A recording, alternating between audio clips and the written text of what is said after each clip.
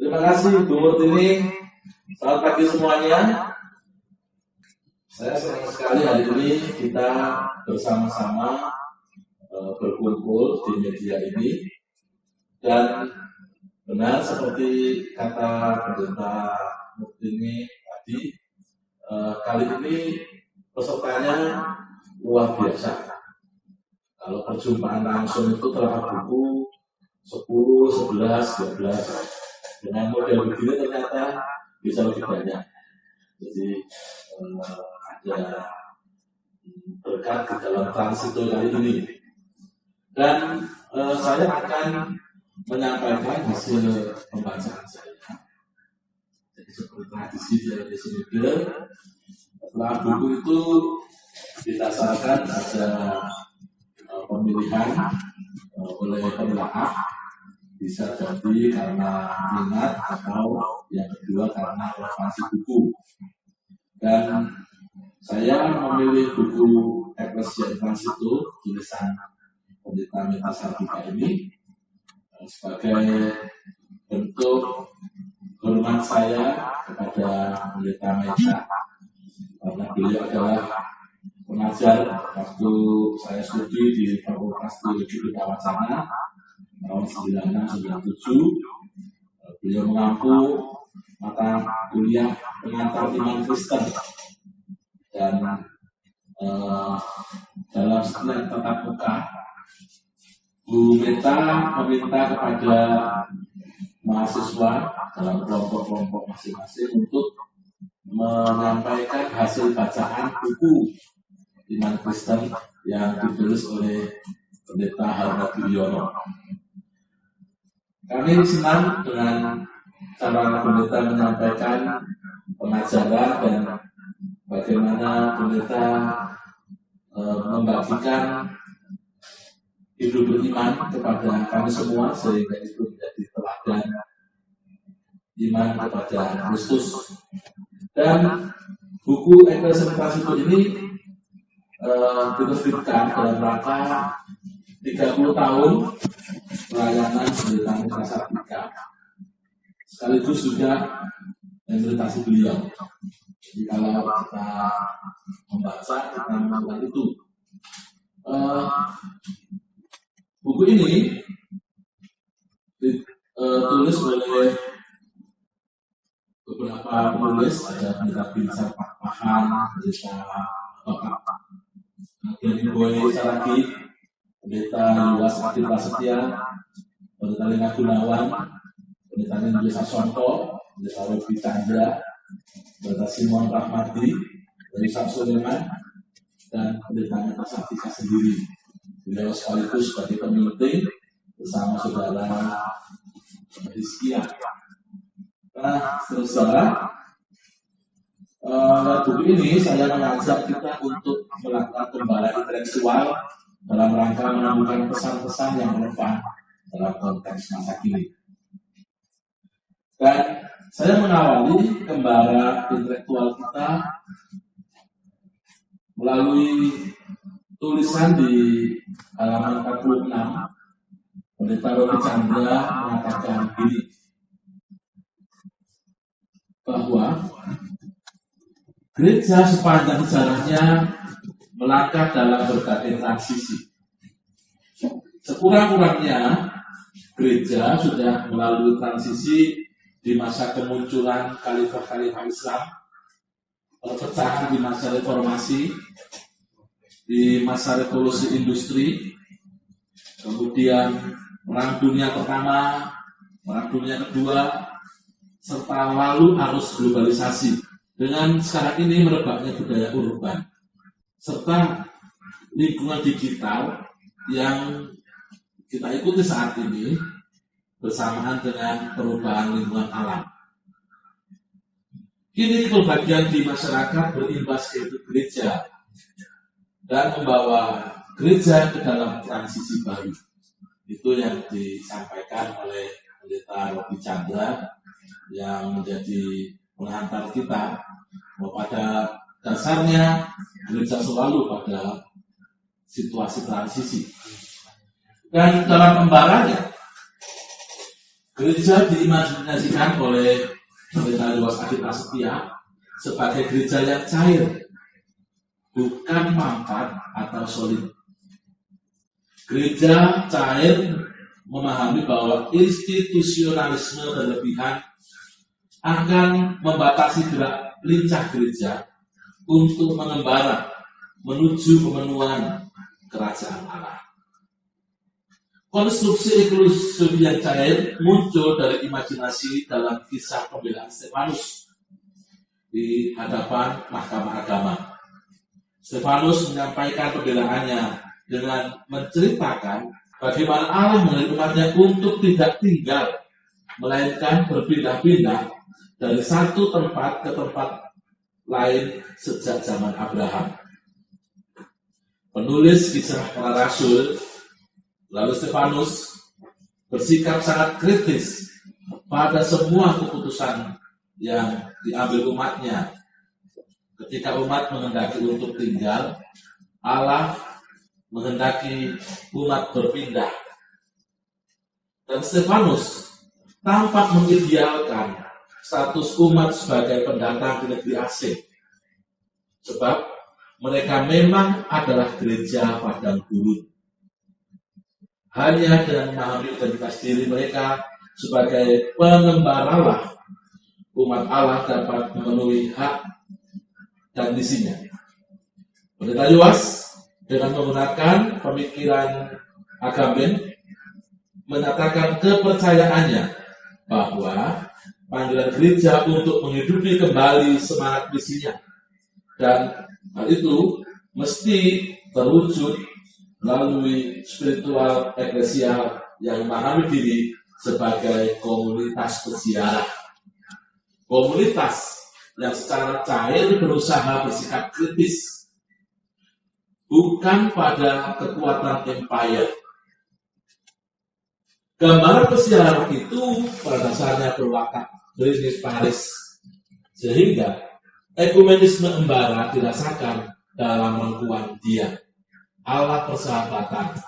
Sebab persahabatan adalah jembatan bagi ekumenisme. Melalui gereja persahabatan itu diharapkan komunitas embara menuju kerajaan Allah terwujud di masa mendatang. Komunitas embara dalam konteks masa kini berada dalam persebaran demografis. Keberadaan komunitas embara di kota besar sangat dinamis. Sebagai contoh komunitas di Jakarta, tuntutan profesionalitas dan tekan hidup menambah pergerakan semakin cepat. Keberadaan anggota jemaat asli dalam ibadah bisa jadi tidak sebanyak anggota jemaat mendatang. Jika fenomena ini disebut sebagai gereja transit, pertanyaannya, mengapa umat masih menggereja?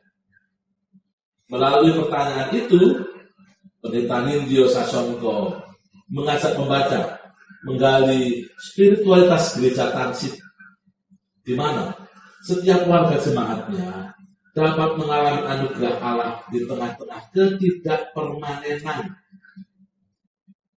Untuk menjawabnya, Pak Nindyo memaparkan 5 model anugerah dalam kerajaan, dalam sejarah kekristenan, dan implikasinya bagi gereja.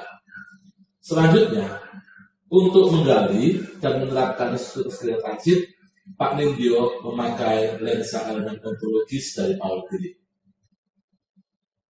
Kembali kita terjadi karena anugerah. Ini tekanan dari Pak Nindyo. Spiritualitas tidak dapat dilepaskan dari anugerah. Berbicara tentang anugerah, maka tidak dapat dilepaskan dari Allah. Bagaimana anugerah mengilhami spiritualitas gereja transit?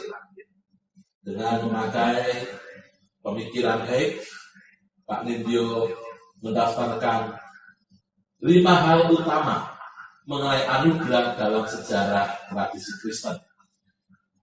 Agustinus yang pertama, melihat bahwa anugerah Allah menyembuhkan. gereja menjadi ruang yang tersedia bagi umat untuk mengalami anugerah kesembuhan Allah. Thomas Aquinas menyatakan bahwa anugerah itu mengangkat manusia, menolong manusia melampaui keterbatasannya, sehingga mampu melakukan hal-hal yang sebenarnya tidak dapat dilakukan. Gereja diibaratkan seperti universitas yang memanggil umat untuk berlatih. Luther memahami anugerah adalah pengampunan.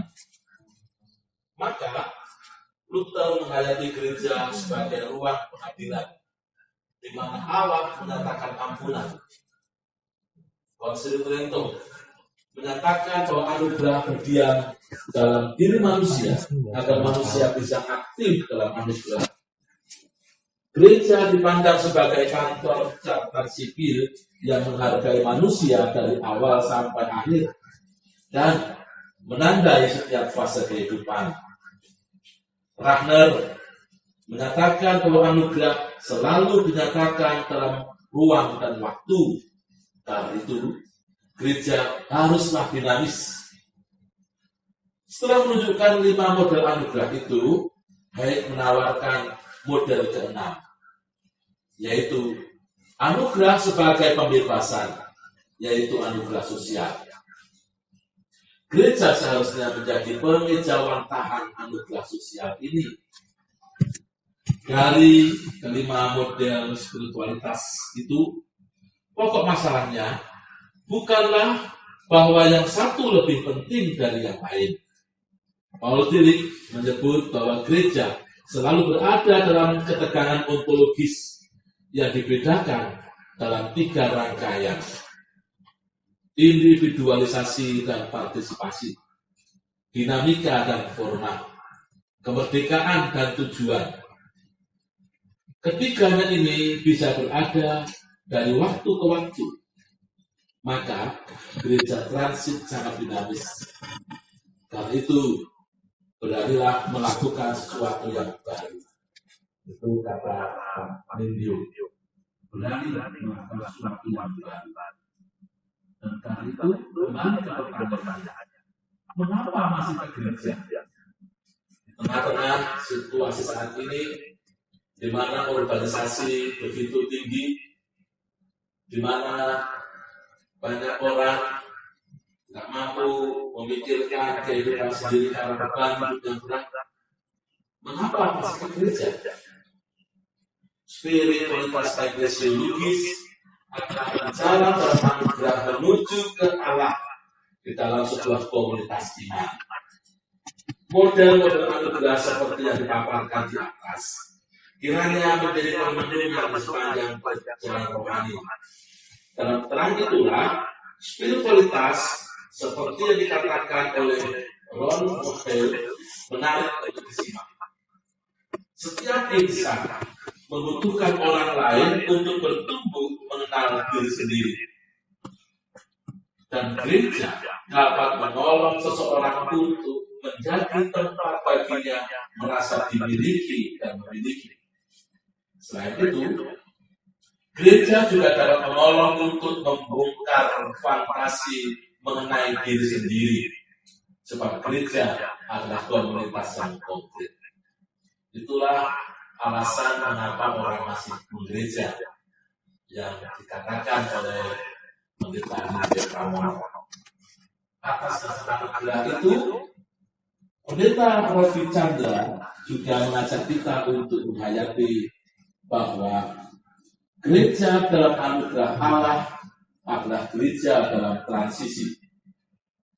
Ia berangkat dari pemikirannya bahwa pemahaman anugerah sangat sentral dalam iman Kristen, dan anugerah adalah kesatuan yang utuh sebagai karya Bapa, Anak, dan Roh Kudus. Dalam kerangka inilah transisi yang dialami gereja adalah transisi tugas gereja dengan anugerah tersebut tetap dijalankan berada dalam berbagai wujud dan proses yang terus-menerus berubah. Apa resiko dari transisi pada masa kini? Pendeta Rudi Chandra mengajak pembaca melihat realitas saat ini dengan menunjukkan bahwa gereja ada di masa hyper choice, hyper connected, hyper grace. Gereja tidak mudah menjadi gereja yang terus ada dalam transit dan di arah yang benar tanpa memiliki pastor in transitum, yaitu para pemimpin gereja yang mau belajar mengenali anugerah-anugerah yang dibutuhkan dunianya saat ini. Dalam transit, gereja akan terlihat apakah masih menekankan anugerah sebagai hal yang bernilai atau hal-hal yang lain. Gereja transit mencakup gereja lokal, yaitu komunitas konkret dalam peristiwa Immanuel. Gereja lokal adalah suatu peristiwa intrasitum, di mana umat kepercayaan Allah bergerak bersama-sama Sang Pencipta, penebus, penolong dari masa ke masa. Di sini, Pendeta Simon Rahmadi mengajak kita menyusuri realitas kontemporer masa kini. Salah satunya adalah krisis iman dialami oleh modernitas. Dan Pak Simon mengajak kita untuk melihat pemikiran Anton Corbijn yang menuturkan bahwa krisis iman hanya bisa diatasi dengan hadirnya komunitas orang beriman yang berfungsi sebagai praksis zakat ilahi di dunia insani yang disebut kerajaan Allah. Komunitas itu adalah mereka yang mencecap cita rasa masa kini secara eksistensial.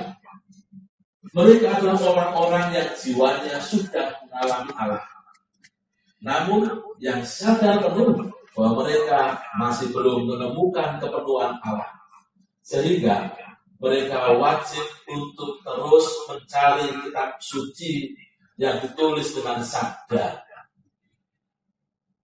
yang mengatasi aneka sabda. Benar sekali, ditulis dengan sabda, dengan S huruf besar, yaitu terang ilahi, yang mengatasi sabda, yaitu huruf kecil, yang mengatasi apa yang tertulis saat ini. Bagaimana caranya agar kita dapat mencecap cita rasa masa ini dengan dalam kehidupan kita secara eksistensial? Pak Simon Rahmadi mengajak kita menjawab dengan memperhatikan bagaimana Agustinus menuliskan paham tentang waktu. Ada trimatra waktu, yaitu masa silam, masa kini, dan masa depan. Realitas trimatra itu menunjukkan bahwa kita bersentuhan dengan realitas. Jiwa manusia mengalami peristiwa distansium, artinya merenung atau mundur, dan dialektika muncul dalam peristiwa distansium. Dan dalam peristiwa itu, manusia semakin mengalami kefanaannya sekaligus mengalami Allah yang senantiasa melingkupi hidup manusia. Paham waktu yang sifatnya Agustinian ini bermanfaat untuk mengolah hidup insani yang sifatnya real, lokal, dan konkret. Jika hal yang real, lokal, dan konkret itu dapat dijumpai dengan sikap hormat, khusyuk, dan khidmat, maka atas itu justru semakin menampakkan wibawa ilahinya yang bersifat Immanuel. Di dalam peristiwa konkret tersebut terciptalah relasi-relasi setara, penuh persahabatan dengan dipayungi oleh watak kehadiran Allah yang trinitarian. Bagaimana Eklesia in transitu dilihat dari sudut pandang etika Kristen? Pendeta Vinsar Pakpahan mengajak kita melihat tantangan terbesar yang akan dihadapi oleh gereja di masa depan adalah mengenai kehidupan Kristiani dan bagaimana cara bertindak. Untuk menjawab pertanyaan itu, kita akan berbicara mengenai ukuran pengambilan keputusan. Apa ukuran yang digunakan untuk mengambil keputusan? Siapa yang menentukan ukuran tersebut dan bagaimana cara penggunaannya? Proses pemikiran etis selalu dipengaruhi oleh dua hal yang mendasar. Apakah dia benar? Dalam bahasa Inggris dipanggil dengan kata right atau baik, good. Sebuah keputusan menjadi benar ketika dia mematuhi semua aturan dan memenuhi kriteria norma dan masyarakat. Di lain hal, sebuah keputusan menjadi baik ketika dia memenuhi standar kebaikan atau memenuhi nilai kebijakan dalam diri kita atau dalam ajaran agama kita. Itulah kutipan dari Holmes. Richard Niebuhr membedakan keduanya. Pertanyaannya adalah, mungkinkah ada jalan tengah bagi keduanya? Bagi yang baik atau benar itu? Etika merupakan ilmu yang mempelajari tentang pandangan-pandangan moral. Bagi Yusuf Fletcher, masalah yang paling mendasar dalam semua permasalahan moral adalah apakah nilai itu inherent atau masih tergantung pada situasi. Apakah benar atau salahnya sebuah tindakan itu sebuah hal yang intrinsik atau ekstrinsik? Ketika prinsip ini ditekankan, maka keputusan yang diambilnya selalu berdasarkan kepada apa yang baik, bukan apa yang benar. Hal itu tidak lepas dari pembentukan pemahaman kita mengenai kebaikan atau hati nurani. Ukuran kebenaran sebagai tempat Tuhan terhadap aturan adalah ukuran moral objektif. Komunitas yang berpegang pada the right lebih memiliki pegangan pasti mengenai apa yang baik. Yang baik, the good, diterjemahkan menjadi benar. Apa hubungan antara the good dan the right? Antara hati nurani dan norma moral berkaitan.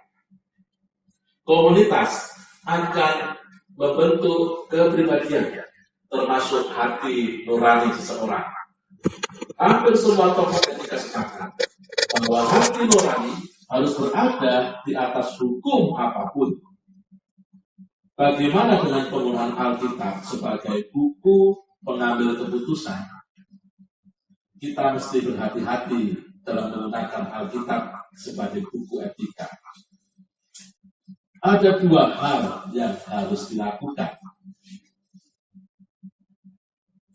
Yang pertama, mengembangkan kemampuan tafsir dan mencari kekayaan teks semaksimal mungkin. Yang kedua, melakukannya dalam komunitas. Pengambilan keputusan dalam gereja yang berada dalam masa transisi sebaiknya berpegang kepada prinsip kebaikan yang mengandalkan kasih Allah. Di dalam pengambilan keputusan bersama itu, mereka yang mengambil keputusan harus bertanggung jawab atas apapun yang diputuskannya. Ecclesia in Transitu dalam kecerdasan amatan pendeta Ishak Soliman menunjukkan bahwa gereja dipandang sebagai tempat transit bagi pendeta. Beberapa tahun terakhir, gereja menghadapi fenomena baru, yaitu meningkatnya pendeta emeritus. Fenomena ini terjadi seiring dengan peningkatan kualitas hidup manusia. Bagaimana model pemberdayaan pendeta emeritus yang perlu dilakukan gereja selaku tempat transit bagi para pendeta? Percakapan mengenai keberdayaan dan usia pendeta tidaklah memadai dan juga tidak boleh dibatasi hanya untuk kepentingan peraturan pensiun dan memfasilitasi pendeta pensiun.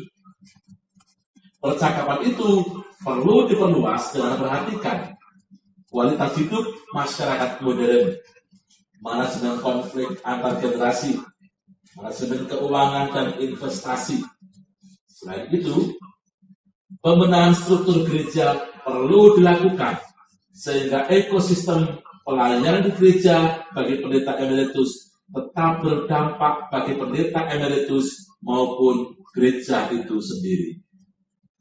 Spirit Ecclesia in Transitu menyadarkan gereja bahwa generasi-generasi lanjut sebagai anugerah Tuhan yang perlu dipertanggungjawabkan.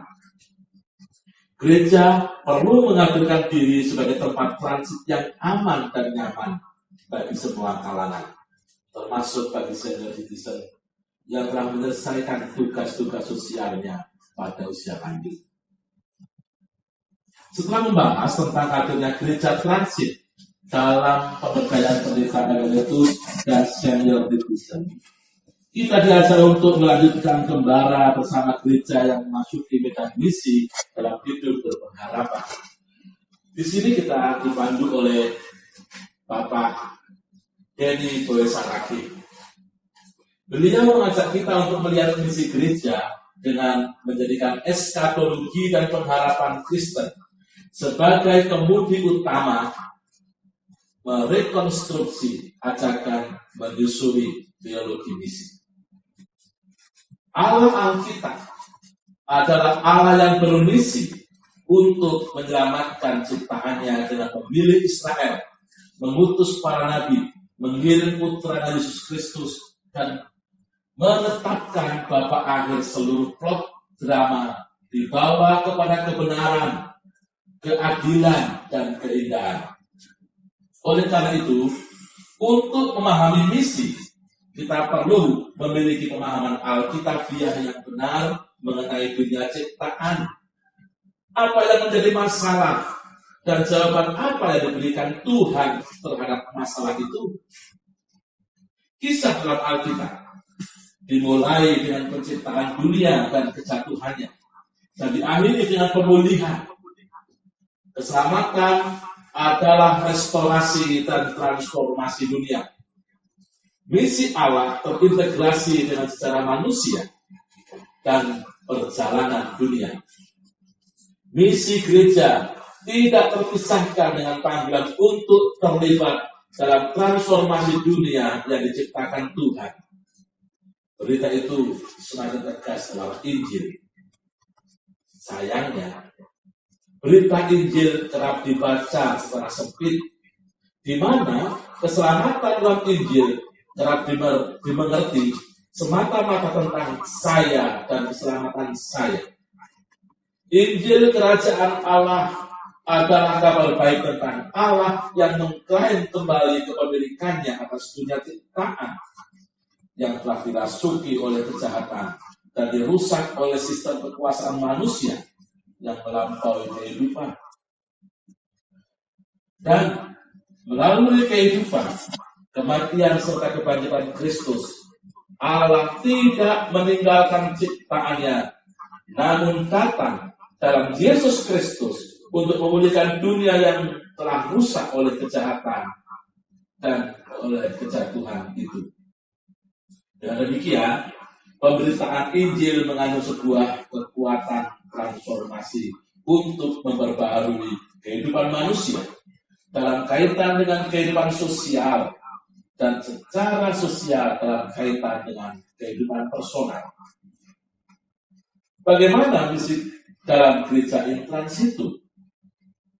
Realitas dunia dengan segala kompleksitasnya adalah ladang misi, di mana pengikut Yesus dipanggil menghadirkan kerajaan Allah. Misi adalah proyek Allah untuk membawa dunianya kembali kepada pangkuannya yang penuh kasih karunia dan kebenaran. Dalam konsep misi ini, ada sebuah panggilan untuk suatu kemuridan esensial yang menggambarkan dan meneladani prioritas keterlibatan Yesus dalam pelayanannya, yaitu keterlibatan holistik pada yang miskin, diasingkan dan diperlakukan secara tidak adil. Kembara dalam pengharapan mesti berpijak dari sangkan paraning dumadi, atau dari mana keberadaan kita.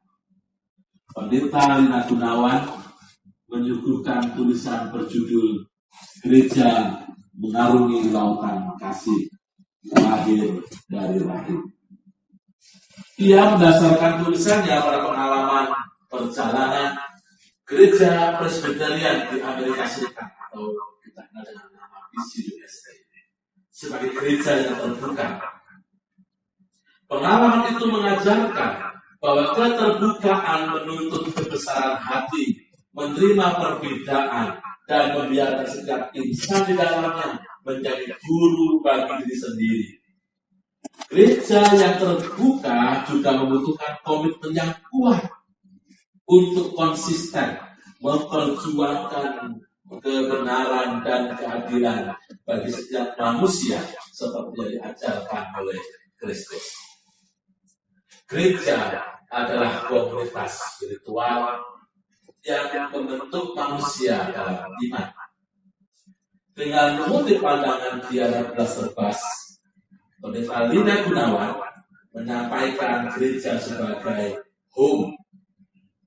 Gereja sebagai home menjadi kebutuhan pada masa sekarang, karena spiritualitas yang muncul ke permukaan saat ini adalah nomadis spirituality. Orang beragama atau keanggotaannya tidak menetap. Itulah nomadis spirituality.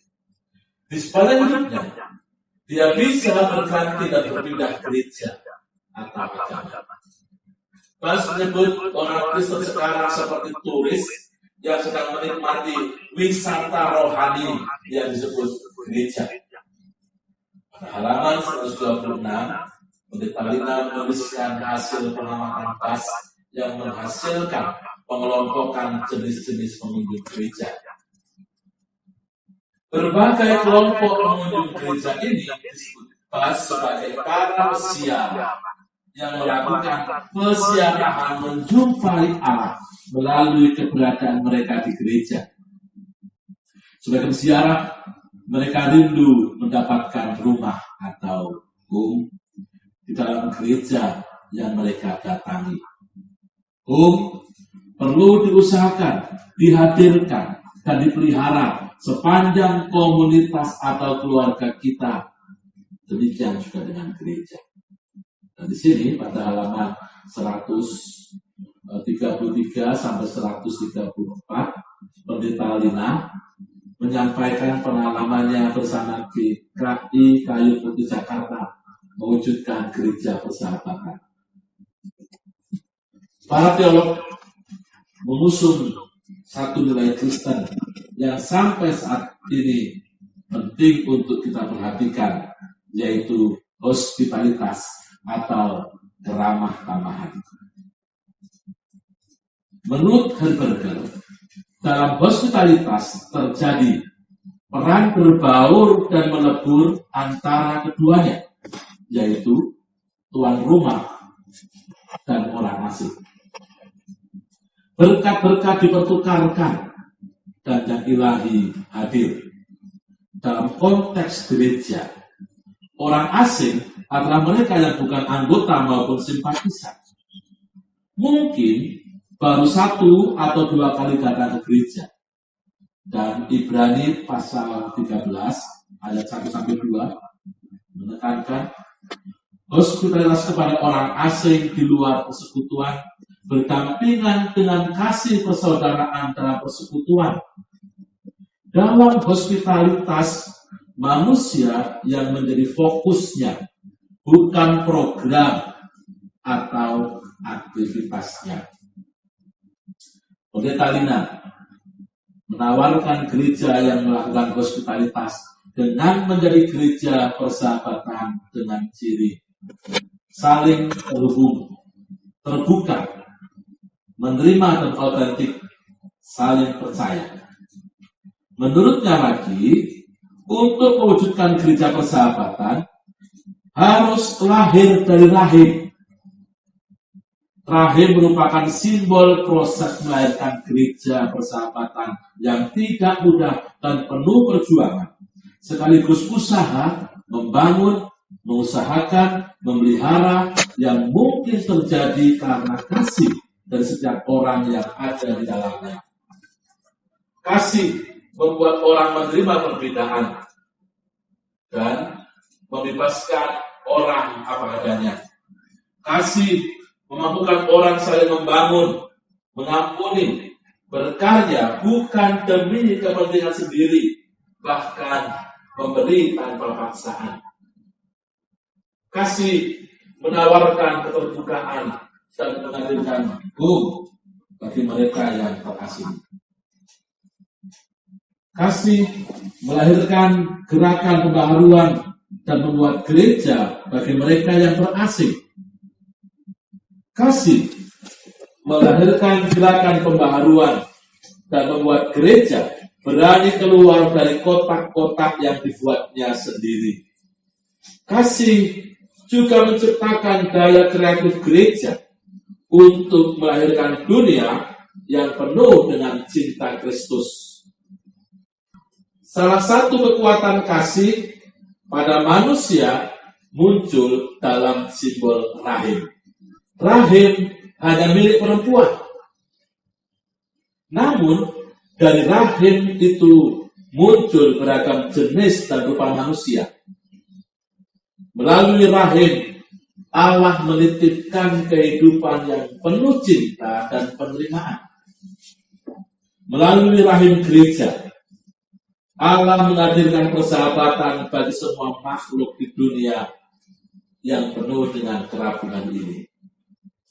Di akhir kembara intelektualitas kita, saudara, Pendeta Meta Sartika mengajak kita melihat kembali bagaimana gereja dirangkul dan dimampukan berpartisipasi. Kata dirangkul dan dimampukan menunjukkan bahwa hal itu merupakan anugerah bagi gereja untuk menjadi tempat perjumpaan yang ramah bagi kemajemukan, baik suku, budaya, denominasi, dan sebagainya, sehingga gereja lokal berperan dalam kehidupan pendatang dan pendatang berperan dalam kehidupan gereja lokal. Keramahan menjadi kunci jawab untuk menyambut pendatang, dan keramahan memampukan mereka merasa at home supaya terwujud rekonsiliasi dan katolisitas, serta memberdayakan mereka untuk berpartisipasi dalam persekutuan gereja. Katolisitas sebagai sifat gereja dijabarkan oleh Pendeta Meta Sartika dengan menyampaikan gagasan Pendeta Harun Hadimyono. Pendeta Harun Hadimyono dalam buku Iman Kristen menjelaskan bahwa katolisitas seperti yang tertera dalam pengakuan iman rasuli, di sana menyampaikan arti yaitu umum atau am, tidak terbatas, memiliki peranan yang luas dan meliputi segala sesuatu. Karena itu, bila gereja disebut am, hal itu berarti gereja menerobos segala perbatasan dan memiliki perspektif yang umum. Bahkan, Pendeta Harun Hadimyono mengatakan bahwa keselamatan Allah bukan hanya diperuntukkan bagi gereja saja, melainkan juga bagi seluruh dunia. Dan Pak Harun mengambil referensi itu dari Yohanes pasal 3 ayat 12. Keramah-tamahan menjadikan umat Allah diberdayakan, berpartisipasi dalam persekutuan. Persekutuan atau koinonia, sebagaimana disampaikan oleh Hizkia Anugrah Gunawan, Sebetulnya mengungkapkan tanggung jawab dan partisipasi dari semua pihak yang ada dalam persekutuan tersebut. Tanpa adanya partisipasi, persekutuan tidak pernah terjadi. Dalam persekutuan terdapat gerak yang dinamis. Keramah-tamahan mengajak kita berbagi pelayanan. Dan menurut Heskenberger, untuk menjadi gereja yang sehat di masa depan, kita bukan hanya berbagi pelayanan, melainkan juga aktif memupuk keterampilan kepemimpinan dari mereka yang menunggu di luar lingkungan. Menyambut dan merangkul belakang. Ruang partisipasi dibuka. Di sini pendeta-pendeta menyampaikan gagasannya. Bagaimana mewujudkan gaya hidup dalam keramah-tamahan di gereja transit? Pertama, melakukan sosialisasi tentang keharusan mempraktikkan keramah-tamahan dalam hidup gereja. Kedua, menyusun kegiatan-kegiatan yang dibutuhkan dalam rangka menyambut para pendatang. Ketiga, perlu membuat acara-acara di mana anggota lama dapat mengenal para pendatang dan sebaliknya. Keempat, perlu pemahaman katolisitas agar para anggota dan pendatang hidup berdampingan dengan segala perbedaan yang ada. Dan kelima, gereja diharap menjadi transit bagi semua orang untuk berpartisipasi. Saudara, itulah pembacaan atas resensi buku Ecclesia in Transitu. Dan saya sebagai pembaca menyampaikan refleksi atas bacaan saya. Saya akan bagikan refleksi itu untuk kita semua. Dan saya juga berharap saudara nanti bisa membagikan refleksi atau pengalamannya terkait dengan gereja di tengah perubahan zaman. Ecclesia in Transitu, gereja sebagai tempat transit. Bagi saya, buku ini menjadi penyejuk di tengah situasi saat ini. Ketika gereja dan umat beragama lain berada di transitu, gereja dengan semua umat beragama yang lain berada di transitu yang sama, yaitu COVID-19. Buku ini menyejukkan karena mengingatkan kita semua agar tidak menjadi gagap dan gugup saat berada di masa transisi. Dan bukankah itu yang terjadi dengan kita, gagap dan gugup, dan semua pihak sepertinya mengalami hal yang sama, gagap dan gugup. Ketika kegugupan dan kegagapan terjadi, perbantahan dan kegaduhan sangat mungkin terjadi, dan antar pihak saling mempersalahkan sehingga suasana menjadi keruh.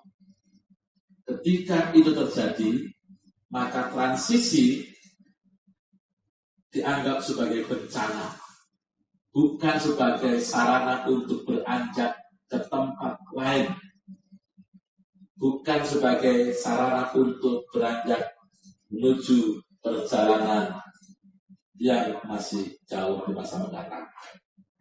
Alkitab memberikan kesaksian bahwa umat Allah sejak dari mulanya sudah biasa berjumpa dengan transisi.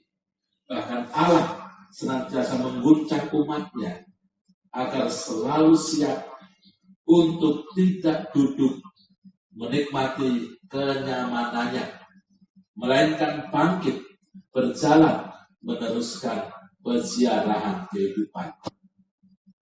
Dari peristiwa sejarah penyelamatan Allah itu, kita belajar bagaimana beranjak menuju masa depan. Tuhan Yesus mengajarkan bahwa untuk menyambut kebaruan, pengikutnya mesti memasukkan anggur baru dalam kirbat yang baru. kesiapan itu perlu dilakukan.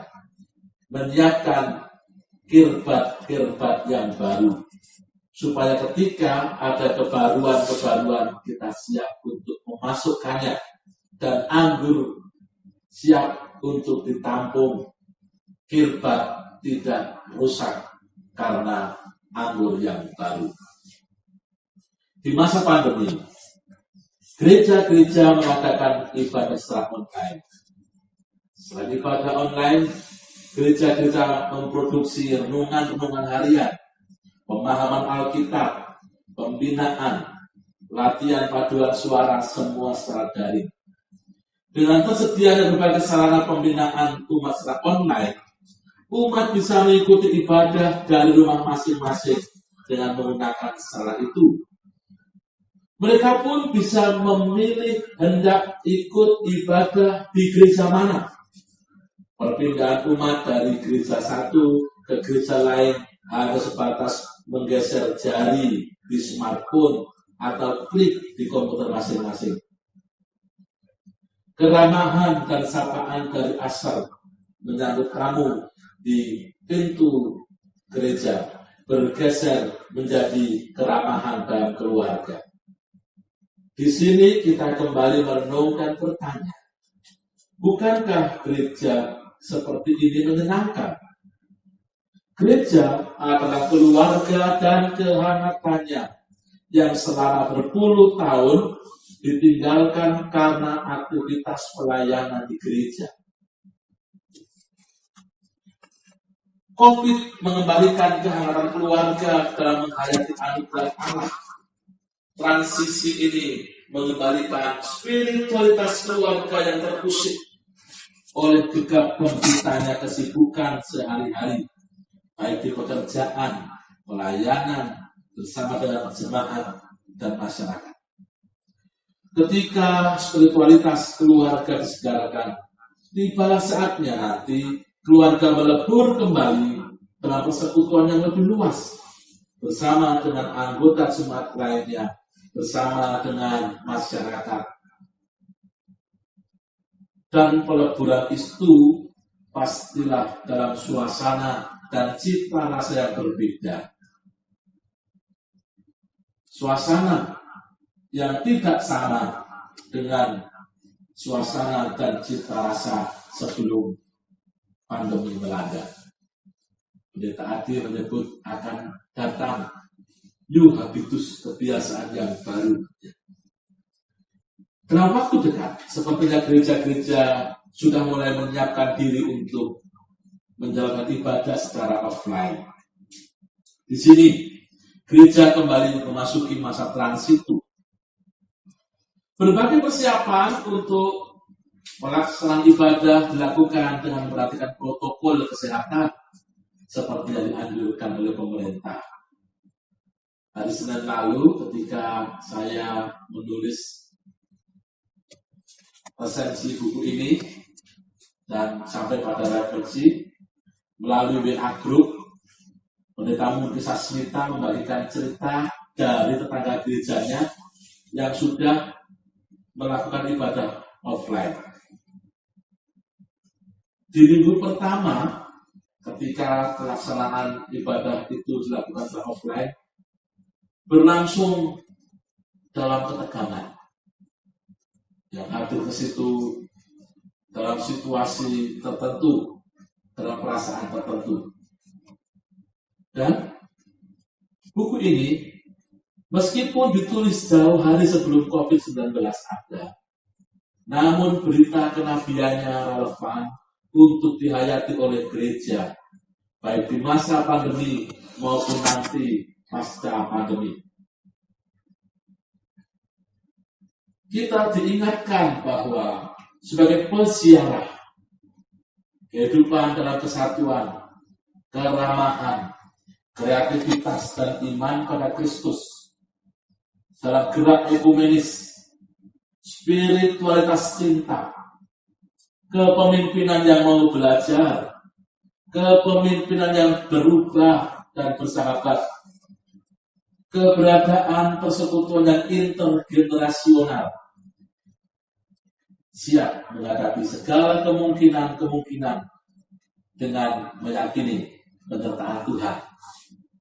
Allah Sang Immanuel ada bersama kita sekarang sampai selama-lamanya. Dan saya mengucapkan terima kasih kepada Pendeta Emeritus Meta Sartika yang telah menyunting buku ini. Selamat memasuki masa emeritat. Saya juga berterima kasih dan bangga karena di masa transisi itu, yaitu pasca Ibu masuk ke masa emeritat, Ibu tetap menikmati kembara intelektual melalui studi doktoral di STF Jakarta. Semoga kembara intelektual, kembara kehidupan Ibu bersama keluarga, bersama semangat menginspirasi banyak orang supaya mengalami anugerah Allah Sang Cinta yang membuka rumahnya dengan rahmat, agar seluruh ciptaan menyatu dalam rengkuan cintanya. Demikian juga dengan kita semua. Saya berterima kasih untuk kebersamaan kita dalam kembara hari ini. Semoga sharing-sharing nanti akan membuat kita saling meneguhkan satu sama lain dalam kembara iman kita. Terima kasih. Saya kembalikan kepada Pendeta Murtini selaku moderator, dan selamat menikmati teh atau kopi.